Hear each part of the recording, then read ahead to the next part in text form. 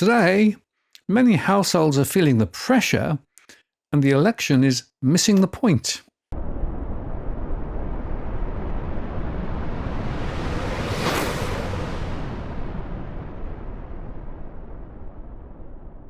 Hello again, it's Martin North from Digital Finance Analytics. Well, latest post covering finance and property news. Well, there's something weird going on with the current election campaign. It feels like a phony war to me, and I've been very disappointed with the quality of the debate. Okay, they're throwing money left, right, and centre, and particular investments in particular locations. But there is really no structural discussion about the true issues specifically relating to household finances and property.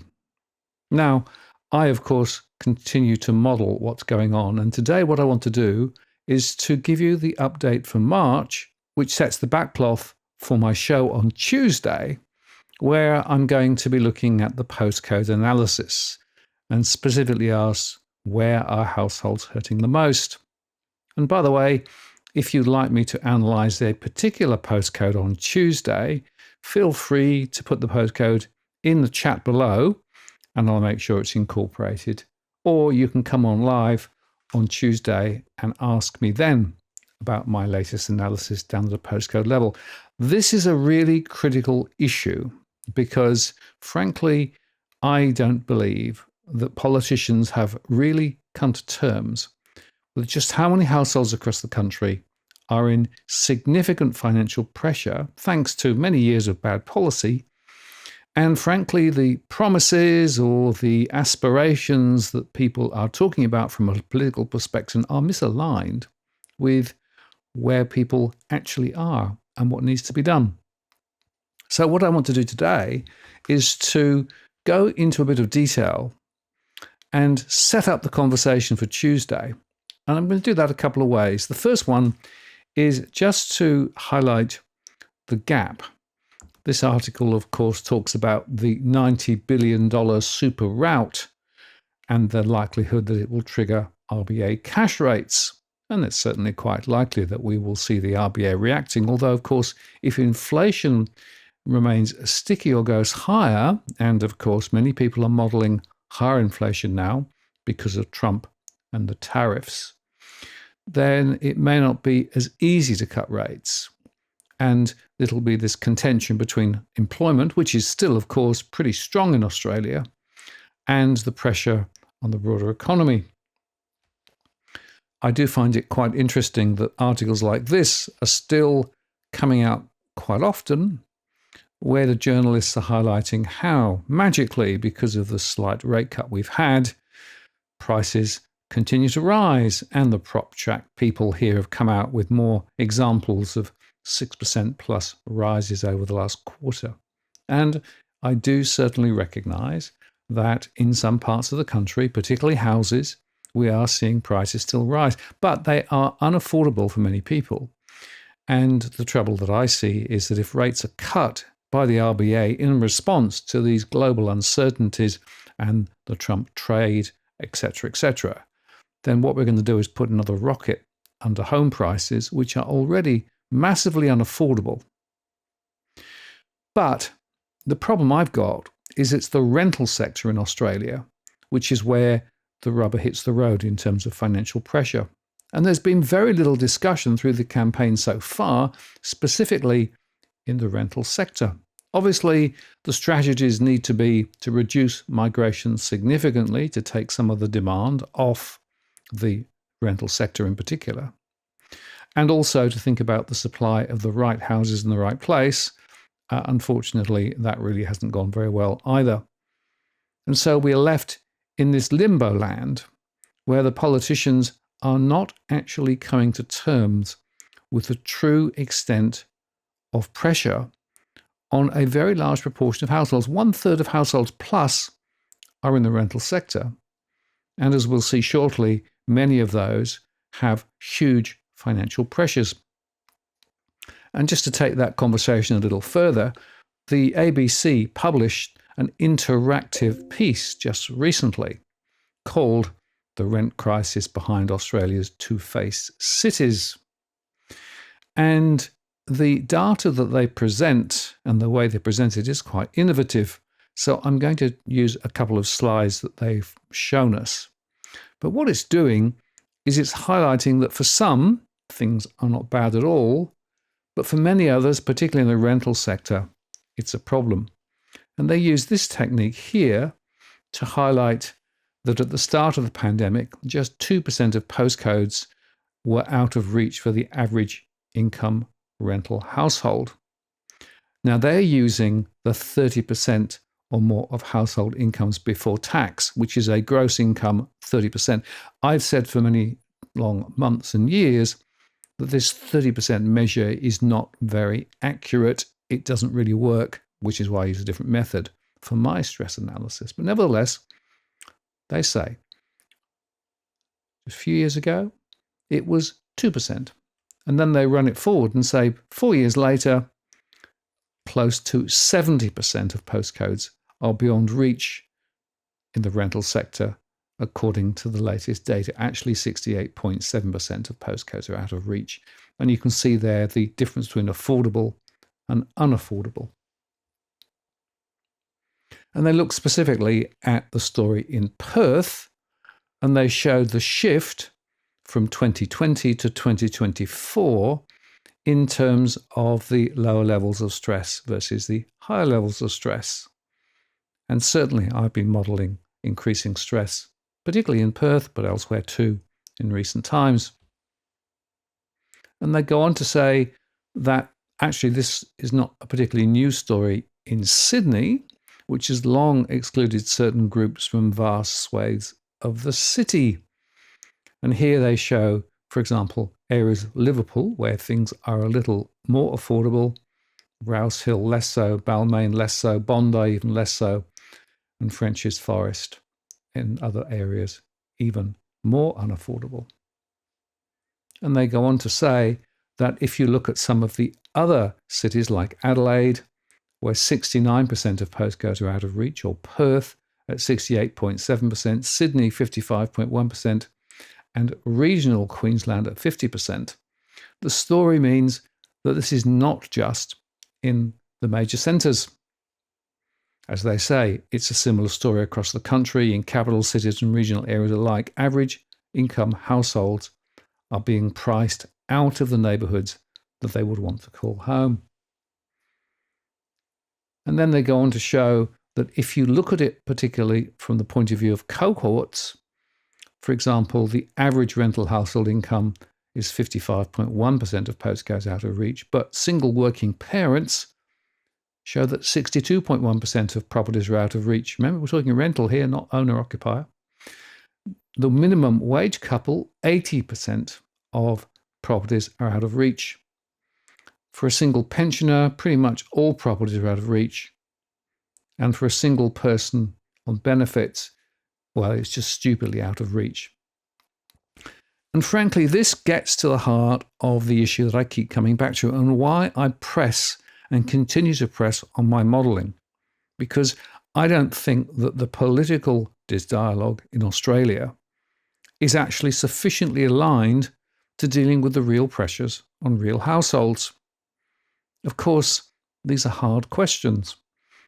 And of course, the federal politicians will blame the states. The states will blame everybody else, and nothing much gets done. And no, we can't build our way out of this by simply building high-rise, as I've discussed on previous shows, because this is a structural issue that has been created by years and years and years of bad policy, too high migration, the wrong types of property being built, too free lending standards, the deregulation of the financial system. I could go on, and I quite often do, on these points. And I think we've got to the point now where these issues are absolutely critical. And if we don't address them, then the social cohesion of society in Australia is in question. And as I'll show you shortly, when you look at my analysis, even new migrants to Australia are being squeezed out of the rental sector, which shows you that the migration question and housing affordability and social cohesion are in fact all linked. So there should be some significant and major policy development in this area, but no, we're talking about minor changes to migration, all very vague and very fuzzy, and frankly, a lack of good dialogue, specifically about rental housing affordability. Now that takes us quite nicely then to my own analysis. And for those who've not seen it before, what we do is we are modeling households. We run surveys, and these surveys run each month. And at the end of each month, we run our core market model. And that takes information from our various sources, including the surveys, other industry data, and we roll it through our model. And we can slice and dice the data lots of different ways and try and get a handle on what's going on. Very importantly, I do look at types of people, both in terms of those who are active and inactive in terms of property, particularly the rental sector, and also from a cohort perspective as well as the location perspective. So it's quite granular, and we can slice and dice the data. Think of it like a Rubik's Cube. And the other thing we can do also is to look at some of our scenarios and think about where things may be going later. And if we take the mortgage stress data, the price trajectory and history, the buying and selling intentions, the migration data, the economic data as well, like CPI, wages and employment, put it through the core market model and our scenarios. And then we can look at it at the postcode level, roll it up a region, state and all Australia level, and form a view also of where those housing scenarios may run in terms of price movements. Now, as I'll just say once again, as I always do, if you'd like a specific conversation about a particular suburb, I provide a one-to-one service. I've been very busy with this service recently because a lot of people have been struggling to try and make sense of what's going on. Now, this is an individual confidential conversation, but of course I can't provide specific financial advice, but I can discuss my data for a given suburb or postcode and look at some of the underlying trends. And I can look at the stress data, the home price trends data, and also think about where prices may go based on our modeling. Now, these conversations typically take up to an hour, either by phone or preferably via Zoom, so I can share the slides. And we are unfortunately having to charge for this service because there's a lot of work to be done. I, for example, will reach out for the real estate agents and talk to the local council and things like that when I'm actually looking at particular issues. And I've had some very interesting conversations in recent times with regard to specific locations with specific properties. Now, if you are interested in having a one-to-one conversation with me, feel free to contact me by my blog. Links are below. Spaces are limited simply because there's too much to be done to be doing too many, and I'm booking typically 3 to 5 weeks ahead at the moment, unless there's a really urgent need, in which case I can sometimes accommodate people. So if you are interested, feel free to reach out. Now, coming back to my stress analysis, as I mentioned a little while ago, I don't think that 30% of income, whether it's taxable or gross income, is the full story. And others use underwriting metrics to try and get at stress. But I define stress simply in cash flow terms, money in, money out. If households have more outgoings, excluding one-off discretionary items than income, we define them as stressed. If they have a mortgage, they're in mortgage stress. If they're renting, they're in rental stress. Investors potentially can have cash flow pressures and could well be identified as stressed investors. And we can aggregate the data to estimate total financial stress down to the postcode level, for example, which is quite interesting if you then map that particularly to the electorates and therefore the political system and process. Now we can look at it both in percentage terms of households and also the count. I tend to focus in on some of the big numbers because the law of big numbers actually does help to highlight where the hotspots really are. And of course, if you have a lot of people in a particular area with financial difficulty, that puts downward pressure potentially on home prices. Now, the RBA some time ago published this spectrum of household financial stress, and it shows that at the mild end, you start with budget pressures. You potentially can go across towards severe via missing payments and ultimately becoming insolvent. And everybody says, well, insolvency is very low, so there's nothing to see here. Well, that's not really the full story. I measure it at the mild end, cash flow, money in, money out, budget pressures. People are having to make difficult decisions and prioritizing to get by. And of course, the more households that are actually making those hard decisions are actually in the market at any one time, that puts a lot of pressure on the broader economy, which is why the economy is relatively slow at the moment. But it's not the same as insolvency. And insolvency typically can take 3 to 5 years to work through, which is why we're still seeing high levels of insolvency in Western Australia. That was from the last crisis, despite the fact that home prices have been rising quite strongly recently. So let's look at the data to March 2025. I'm going to start with the rental stress. This is the very sad story that I keep telling, and unfortunately, it's not widely reported accurately as just how many households in the rental sector have a problem. It's a big problem. 77.2% of those in the rental sector have a cash flow problem. Now, some of that's been created by the fact that their rents have gone up. The landlords put them up quite regularly. In some cases, it's because of the other financial pressures as well. Because, of course, the cost of food and general living and getting around have also risen. And incomes, although they're up in some areas, many people in the rental sector have not seen their incomes rise very strongly in recent times. If we then look at the mortgage sector, we're at 50.7% of households with an owner-occupied mortgage in mortgage stress. And you can compare that with 32.9% back in February 2020. So you can see there's been a significant rise and a further uptick this month. This is a combination of the higher interest rates that have come through. We had a rate cut, of course, earlier on, but that hasn't really had a major impact. And for many people, their incomes in real terms are still lower than they were a decade ago, despite the government saying incomes are rising faster than inflation. Oh, and finally, the RBA continues to say, well, the debt-to-income ratio isn't too bad at 183. But remember that that is all households, whether they're borrowing, and includes small business, by the way, as well. And if you were to look at those in the mortgage sector in terms of debt-to-income ratio, we are seeing the debt-to-income ratio now about 6 times or even 7 times. Go back 20 to 30 years, it would be 3 times. That is an archetypal indicator of the financial pressure in the system at the moment. Now, if we then look at the March data, this is the latest update. And I've highlighted in yellow where the percentages have risen compared with last month. And you can see there that pretty much across the board, other than South Australia, all states have seen a further rise in mortgage stress. Interestingly, what we saw was a little bit of relief thanks to some of the tax cuts that had come through and also some of the pay rises that have come through, but they really run out of runway now.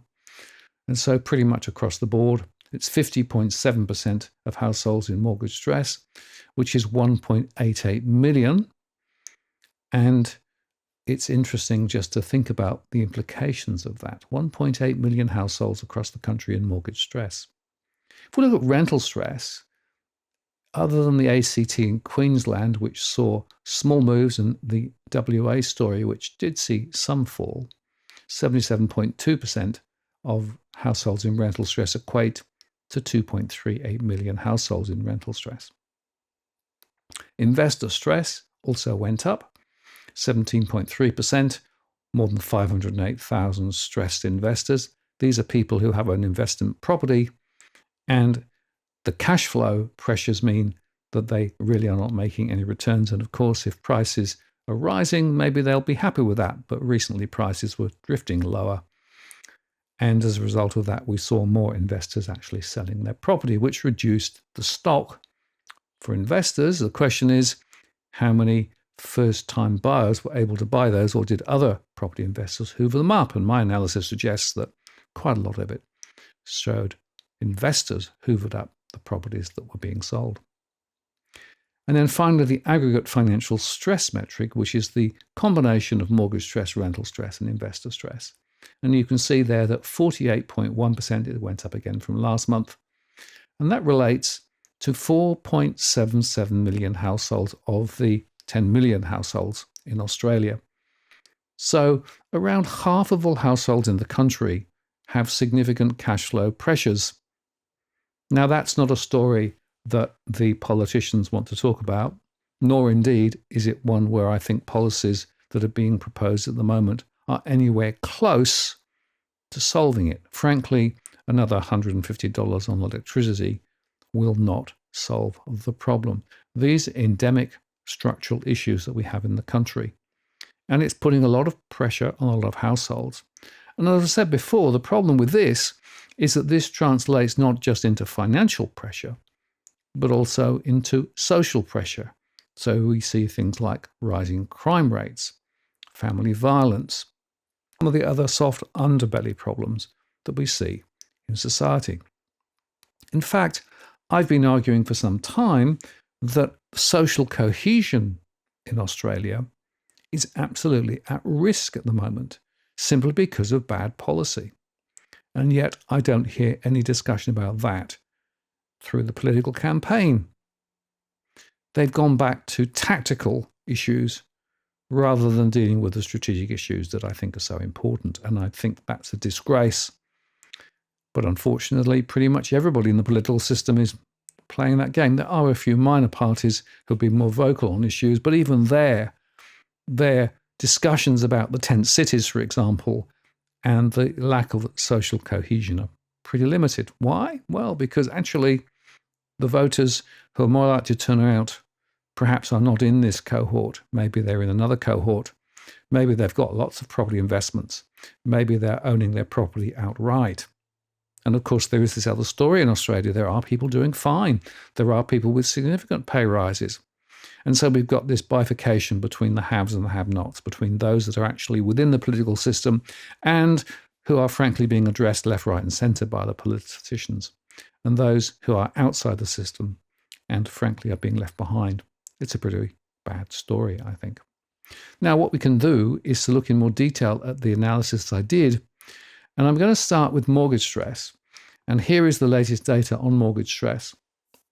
And what I've done here is stack ranked the particular postcodes, taking account of the number of households deemed to be in mortgage stress on my analysis. And you can see there that Liverpool 2170 is top of the list with more than 12,300 households in mortgage stress, which is a high proportion.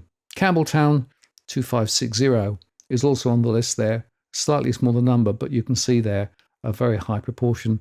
And look, I have an error rate of plus or minus a few percent, but what I'm saying is that pretty much everybody in this area with a mortgage have issues at the moment.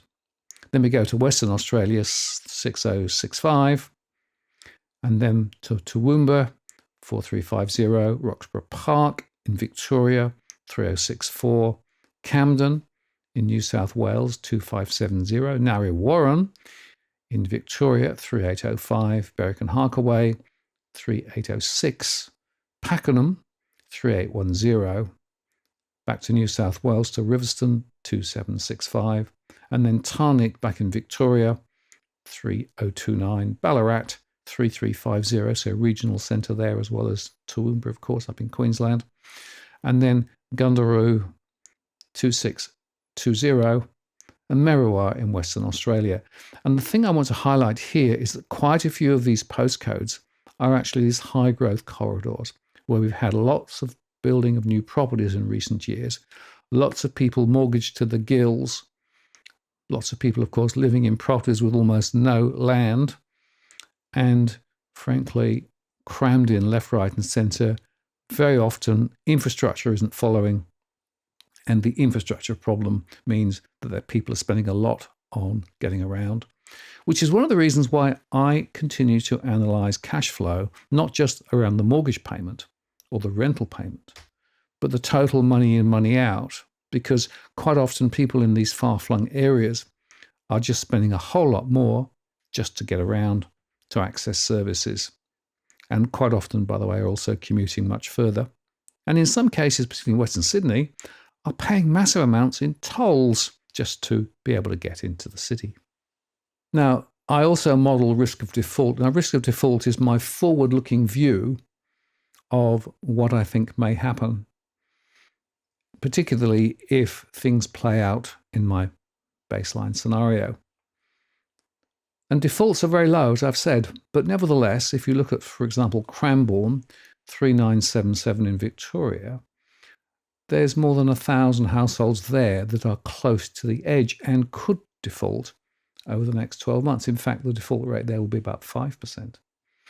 In Mandurah, in Western Australia, areas around there, the default rate's even higher at 6.7%, but only 804 there. Now, this is interesting because, of course, you would expect Western Australia to be doing pretty well with the high home prices, but a lot of people bought some years ago and are still leveraged up to the gills.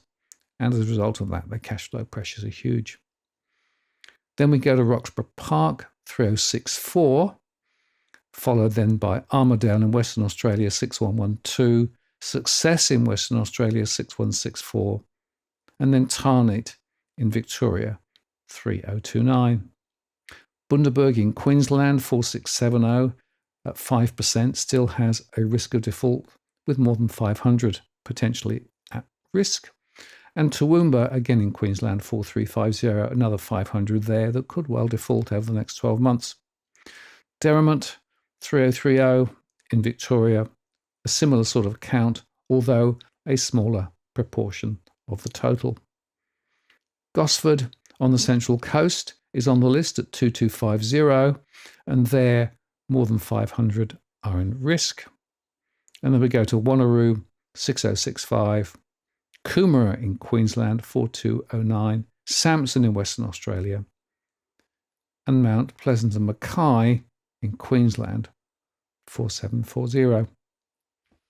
And I think it's worth highlighting here that these default stories are showing that it's not just in our major urban centres, but some of the regional areas and also places like the Central Coast. And there's a reason for this. People have moved around. People have actually committed themselves when interest rates were a lot lower and then interest rates have been rising. People are hanging out, hoping for rate cuts or for increases in income. But of course, now looking at what's happened with Trump and tariffs, the economic scenarios look less rosy than perhaps they ever were. And that's going to put more pressure on more households ahead. So this is something we're going to have to watch very closely in the next 12 months. Remember that default is not necessarily the same as foreclosure. Default means missing a payment.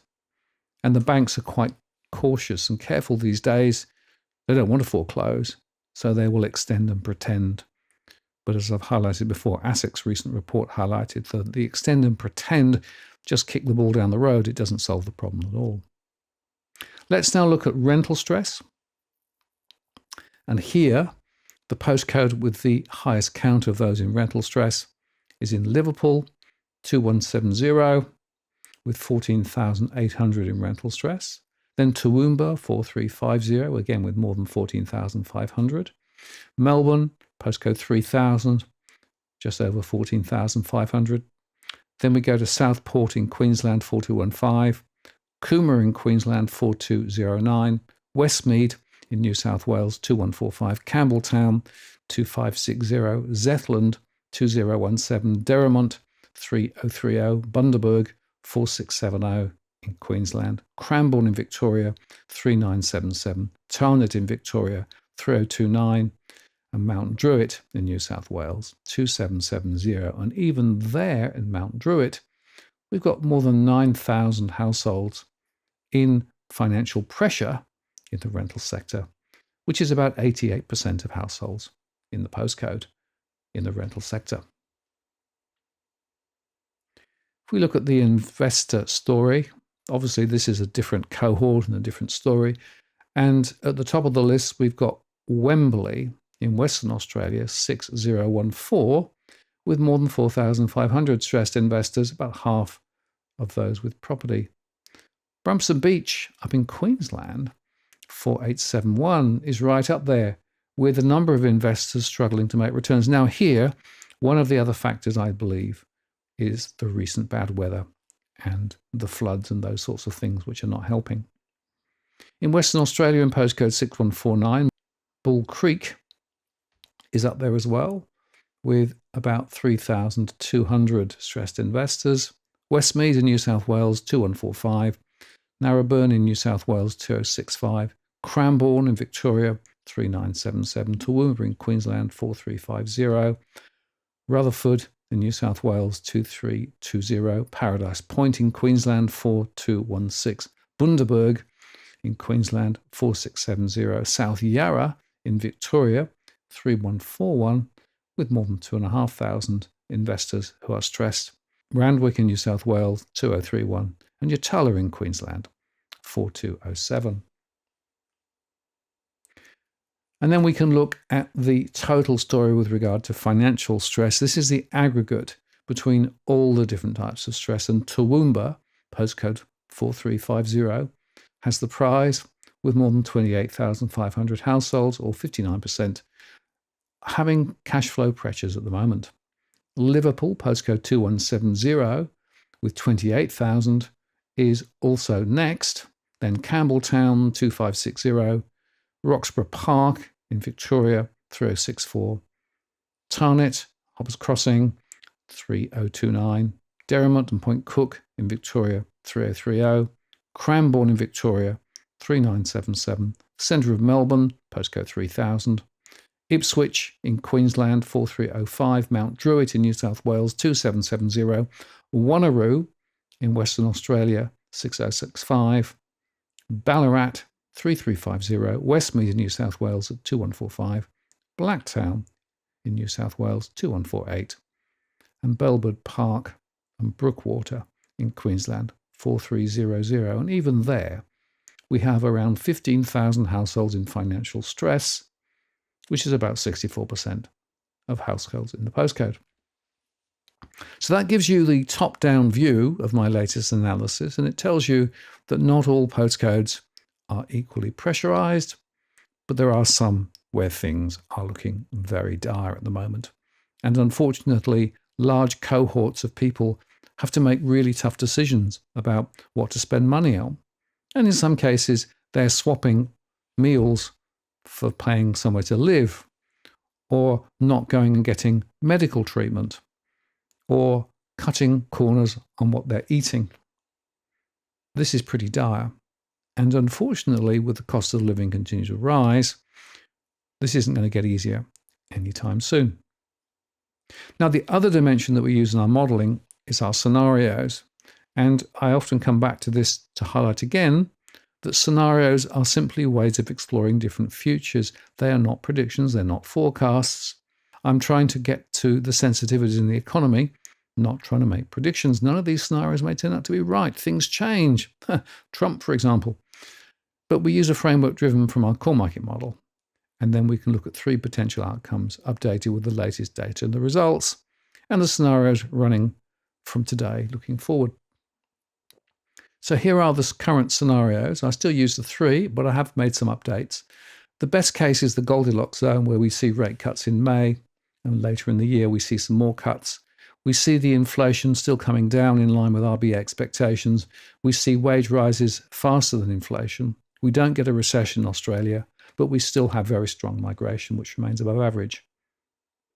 The second scenario is the base case, which I call the soft landing, where we've got rates staying at 4.1% until later in the year, let's say September.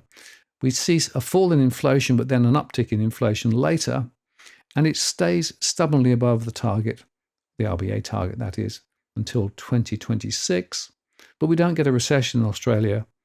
On the other hand, we do see a significant fall in migration back to average levels, which, by the way, would be half of what we had over the last 12 months or so. And the worst case scenario, the nightmare scenario, is that we see rates still hanging around 4.1% in 2025 because inflation steps up, but we start to see unemployment rising, wage growth stalls due to the second order trade-led recession that we get here. So we get interest rate cuts later, but it's perhaps all a bit too late. Migration drops below average. So that gives you a sense of the way that these models work. And we could put other scenarios in, but these are the 3 that I've chosen to use this time. So what's the impact? Well, let's look at Victoria, which of course is an area where people have been saying, Victoria's due for a considerable correction up because prices have dropped so far down. Well, in the best case scenario, sure, I think there could be a rise in home prices of perhaps 5% over the next 2 to 3 years. This is a cumulative 5%. On the base case, there is still chances more likely to be a fall, about 15% over 3 years, and the worst case, a more considerable fall. Now, as to where we end up, obviously it depends very much on what happens internationally with the trade issues, as well as locally, and what the responses are. But I have my doubts that we're going to see strong price growth in Victoria over the next 2 or 3 years, even in the best case scenario. Units tend to follow on pretty closely, by the way, perhaps falling a little less severely. If we then look at Tasmania, again, an area where people have been suggesting that maybe there's going to be some improvement. Well, again, I'm seeing 4.9% over 3 years, best case scenario. I'm seeing a fall of about 15% 3 years on the base case for houses, and the worst case, a more considerable fall, and units following on quite consistently. If I then look in New South Wales, there is definitely an upside story here, potentially with perhaps a 12% increase over the next 3 years for houses. That's the best case. The base case will be a small fall of about 7% over 3 years, and the worst case, a fall of around 29%. For units, again, a rather similar scenario, although the falls would be perhaps a little less severe. If we then look in the Northern Territory, this is a dubious set of numbers because the total property base is so small and the sensitivities in the sample means that there could be significant error rates. But nevertheless, there is some upside on the best case. The base case says sideways. The worst case, a fall, and units pretty much following along. For Queensland, the best case is still further rises, maybe 18% over the next 3 years, with 7% over the next 12 months. But that's the best case. The base case, more like flat, and the worst case, a fall, units following on. And looking at Western Australia, again, potentially we see a rise, maybe 21% over 3 years on the best case scenario for houses. The base case, a bit of an up and then a down, and the worst case, a more considerable down, and units following on pretty much. And then finally, let's just look at the ACT. Again, a small sample, but there's a small rise, 6% over 3 years, base case. Base case, a fall of 14%, worst case, a fall of around 35%, and units following on. And I'd make the point, I think, that the downside here, if in fact jobs in Canberra are cut by an incoming Conservative government, that could put more downward pressure on prices in the ACT. Now, of course, these scenarios are just indicative, but it shows you some of the sensitivities. And as the economic data changes, we'll update the scenarios. The beauty of my modeling, of course, is that it's all done down at a granular postcode level. And here's my standard example. This is actually for the postcode 2500 around Wollongong, one I know very well. And this is a granularity we'll get to on our next show, where we can look in detail at the number of households in the postcode, how many own a property outright, how many are borrowing, how many are renting. We can look at the levels of stress, both mortgage stress, rental stress, investor stress, and overall financial stress.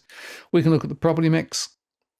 We can look at the structure of households through the people ratio, the vacancy rates, the gross and net investment yields, the taxable income from the ATO and from the census, the calculation of the disposable monthly income. Remember, I'm talking disposable monthly, not the theoretical before tax. And then I'm looking at what proportion is going on the typical mortgage. In this example, 41.4%, or $2,467 a month for the average mortgage. On the rent, about a third, 33.5%, $1,993. And then taking all of this into account, we can run our scenarios and both look at units and houses in terms of the next 3 years, a cumulative view. So here we're suggesting that the best case scenario, there's still rise possible, 13% for houses, 11% for units. On the baseline scenario, a fall of 7 and 6 respectively, and the worst case down 28 or 24%. This is the sort of granularity which you can see on my main show. Again, if you've got a particular postcode you'd like me to look at in detail, feel free to put it in the comments and I'll try and cover it. And come on live and ask me live as well. And by the way, if you are interested in both supporting me but also getting access specifically to the data set here, I cover more than 2,000 postcodes every month. You can do that via our Patreon program. In fact, there are different tiers of membership. Thank you very much for all those who support us on a regular basis. It really does help us to be able to cover the costs of what we do. But specifically, if you're interested in the analysis down at the postcode level, these are US dollars, $50 US a month plus GST is the price. And you can sign up for a month, or you can sign up to receive every month that you are subscribed. You'll receive this data, and it gives you the full spreadsheet underpinning the charts that I've been using. And I find that quite often people like to use this data, for example, to pick particular areas where they're interested, perhaps in looking at property or trying to work out where they compare with other people in the particular area. And of course, this analysis also quite often is covered in the mainstream media. And again, that information is accessible to you via our Patreon program. Now, as I come to the end of the show, I will just make a couple of broader points. The first is, as I always say, if you do have financial pressures, particularly now, it's important to try and get to understand them. Unfortunately, quite a lot of people that we survey really don't have a good handle on how their finances are faring, money in, money out. So building a cash flow is pretty important so that you can actually keep a track of it and then prioritize appropriately. And interestingly, I've been able to help indirectly some people really get to terms with their finances, look to see where the money's going, and ask whether the money's going in the right place or not. Now, if you need help, it's very important to go to the right source, and I recommend the National Debt Helpline. That's 1-800-007-007. This is the government-backed and funded scheme, of course. They are very, very busy at the moment, but nevertheless, they are by far the best source of help. Don't just Google help financial advice or anything like that, because you'll end up falling into the trap of paying for advice and potentially expending a lot more money than you should. There are unfortunately cowboys out there who exploit people in financial difficulty. So be careful, be cautious, but the National Helpline is a good source of structured help. And talking about structured help, I'll also must mention the AFCA Statement of Financial Position tool. This is available from the AFCA website. And interestingly, this helps people parse how their finances are behaving, because it asks you to think about your household income, your living expenses, the property, other assets, the debts, and even steers you towards thinking about what you would need to do. And this can be really helpful, firstly, for your own use, to be able to get to where your finances really are rather than where you think it is.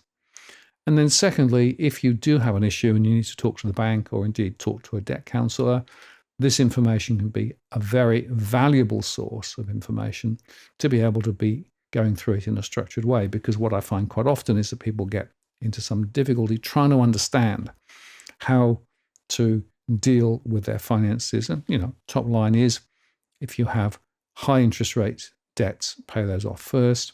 Consider your discretionary spending. What's really important. Are all those Netflix subscriptions and things really that important? Maybe the mobile phone plan you've got could be skinned. There are things that people can do. Unfortunately, quite often what I find, both in my surveys and in my one-to-ones, that some people really just put their head in the sand and hope things will get better. But frankly, knowing what I know and seeing what I see at the moment, I think household financials are going to be under pressure for quite some time. And as I said at the top of the show, the politicians really aren't trying to address the critical issues that should be being addressed. So there is really no direct way out of the pressure. And by the way, just refinancing a mortgage or borrowing more isn't necessarily the solution. It's about behavior. It's about prioritization. And it's about trying to take some of those tough decisions. And sometimes I know people don't want to take those tough decisions. They want to kick the can down, assume a bit more debt will be fine. But certainly in my modeling, What I do see is this downward spiral that people get into a cash flow pressure. They then refinance, they then borrow more, but ultimately they continue to spiral down because they don't necessarily take the strategic steps that they need to. And I've said, and I say it again, that we can't rely on the government to get us out of this mess. We can't rely on RBA cuts and rates to get us out of this mess. This is a strategic problem that's been created by many years of bad policy, which then comes directly back to what I started at the start of the show, that the problem that I see is that the politicians really don't want to talk about the critical issues. They prefer to deflect. They prefer to bribe prospective voters with a little bit of splashing and cashing, but not dealing with the critical issues that we face as a nation.